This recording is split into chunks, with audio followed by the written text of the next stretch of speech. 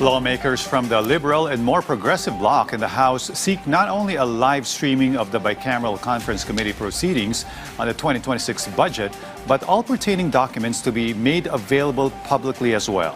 This as the sitting vice president tries to link news of a potential resurrection of her failed impeachment attempt in February next year as tied up to the ratification of the proposed budget at hand. Our Mela Lismoras fills us in with more. Both chambers of Congress are now preparing to discuss the proposed 2026 national budget at the Bicameral Conference Committee or BICAM within the week. According to ML Party List Representative Laila De Lima, the recent announcement by the leadership of the House and the Senate to implement an open BICAM or to live stream the entire process is a significant move. However, she added that it would be better if the resolution on this matter is also approved if it is still possible given a time constraint. Makikita natin yan kung talagang totoong malinis na yung magiging resulta talaga ng BICAM. What exactly is the finished product of the Senate? Kasi nga i-approve nila. Is it sa 9? Sa 9 ata nila. Yung sa plenary, yung i-approve. Is it tomorrow? December 9, i-approve na bago mag-BICAM. So titingnan natin, ano talaga ang mga tinanggal nila sa House version na sinasabi nila na stripped of the so-called allocable.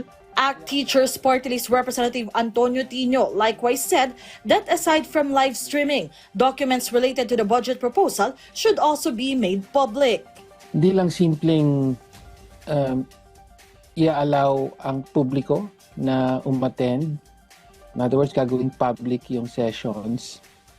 Or hindi lang to ibig sabihin na live streaming, na kapag may live streaming ay ayos na tayo.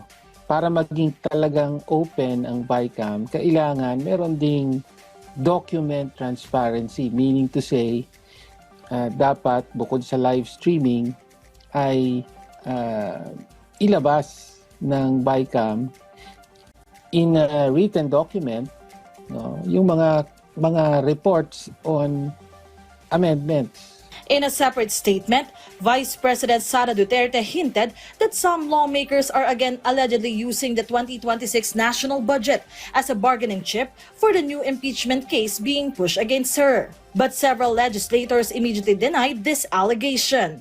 Wala pa naman during the budget process itself. Wala kaming mga pinag-uusapan about the possible refiling of the impeachment complaint. Pero palagi ho nasa utak namin the fact na hindi pa sarado yung issues of accountability ng ating Vice President. Kaya in other words, hindi pa ho siya lusot.